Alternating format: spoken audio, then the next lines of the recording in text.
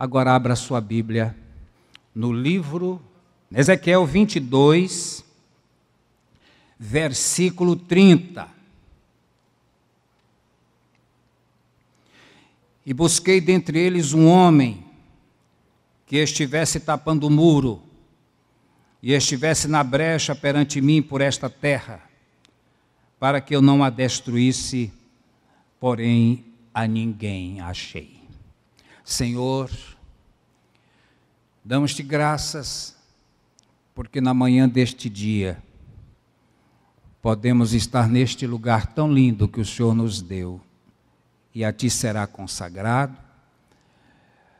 para que nós possamos cantar louvores a Ti, e também ouvir a Tua voz falar ao nosso coração.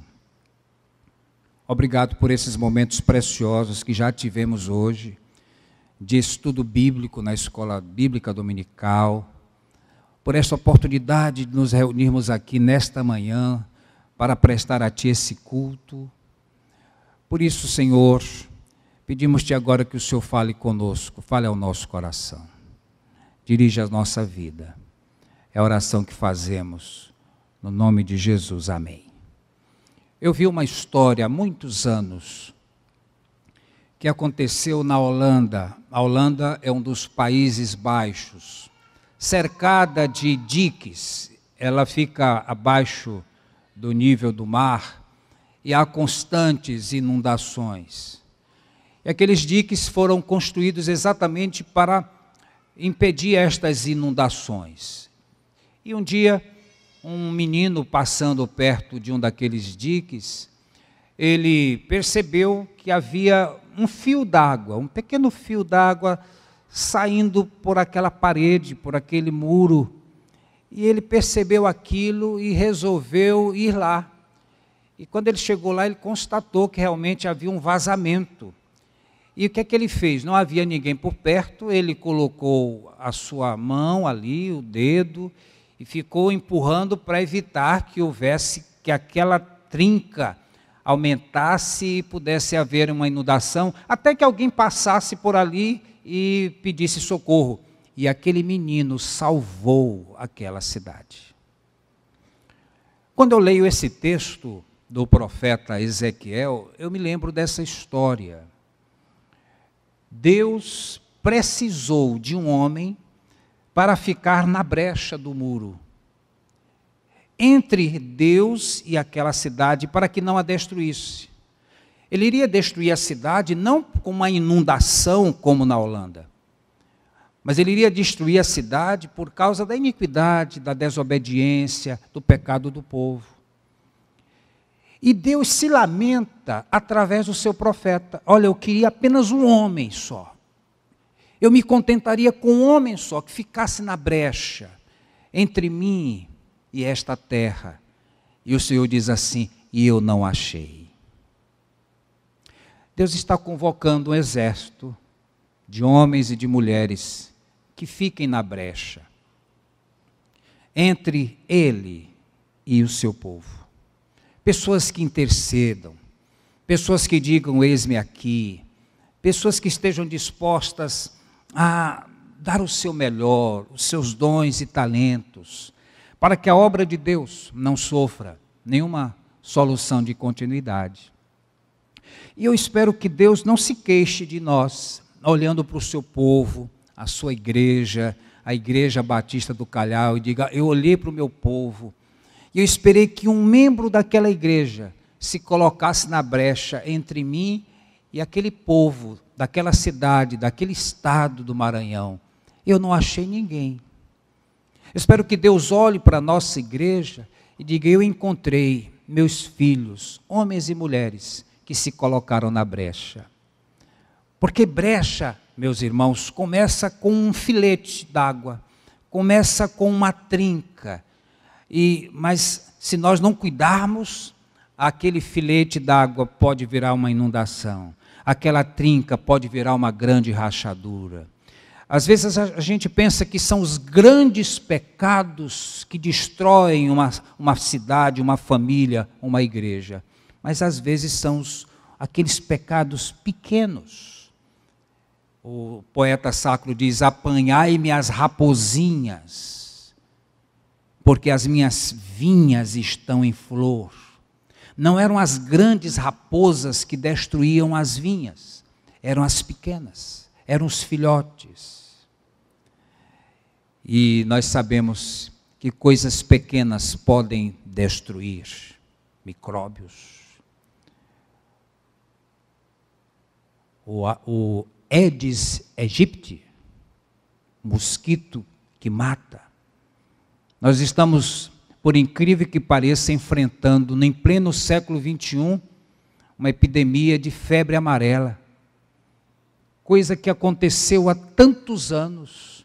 Eu me lembro que a junta de Richmond, nos Estados Unidos, ia enviar um missionário para cá, e o missionário se colocou à disposição de vir para o Brasil, mas a junta, por uma questão de honestidade com o missionário, disse a ele: olha, nós queremos muito enviar o senhor para o Brasil, mas está havendo uma epidemia de febre amarela. E nós não vamos enviar o senhor, porque o senhor pode ir para lá e morrer. E aquele missionário disse: isso está registrado nos livros lá da junta de Richmond.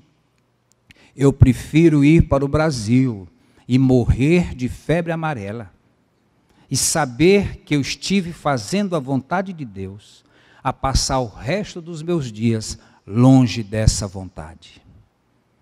Mas essa epidemia ficou lá para trás. De repente ela surge novamente por causa de um mosquito que mata. Então não são os grandes pecados. Às vezes a gente pensa, o que é que causa, o que é que pode causar um problema na vida da igreja? Josué foi chamado para liderar o povo. E Deus disse: você vai conquistar a terra. E ele entrou e conquistou Jericó. E a história está registrada lá. Você vai rodear a cidade 7 dias, em silêncio. No 7º dia você vai gritar. E os muros vão cair, você vai conquistar a cidade. Foi uma vitória retumbante, uma vitória do Senhor. Glória a Deus.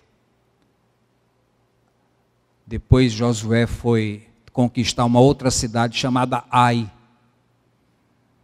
E o Senhor disse: não tragam nada dos despojos, destruam tudo, queimem tudo. E um soldado resolveu levar para si e esconder na sua tenda alguns utensílios que Deus havia mandado destruir. Um soldado. E por causa daquele erro, por causa daquele pecado, um pecadinho, o povo de Israel foi derrotado. Aí Josué corre para os pés do Senhor. O que foi que aconteceu? O que foi que nós fizemos de errado? Aí o Senhor mandou ele reunir o povo. Vai sorteando aí. Aí coincidiu, chegou numa tribo, a tribo de Benjamim, se eu não estou enganado. Chama família por família, até que chegou no soldado. Confessa.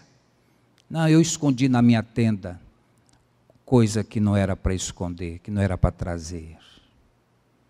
Um homem só causou tanto estrago. É por isso que nós precisamos ter muito cuidado com as brechas que nós damos, porque às vezes essas brechas que nós damos podem trazer um prejuízo muito grande, não só para a nossa vida, mas para a vida da nossa família, para a vida da nossa igreja. Às vezes nós achamos que são coisas insignificantes, mas não aos olhos de Deus. Deus disse para Moisés: fala a rocha, fala a pedra. E Moisés resolveu ferir a pedra. Uma coisa tão simples, mas para Deus era muito importante. Que Deus olhe para nós e nos ajude a consertar as brechas da nossa vida. Que Deus olhe para nós e veja em nós, homens e mulheres, dispostos a dizer: Senhor, eu estou pronto a te ajudar nesta obra de ganhar a minha cidade para Jesus e fazer com que a tua igreja cresça. Eu estou pronto a arregaçar as mangas e trabalhar, contribuir, para que a igreja que eu tenho a honra de fazer parte, de ser membro, de me congregar nela, eu possa ser uma bênção nas tuas mãos.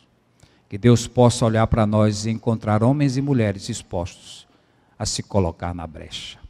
Amém?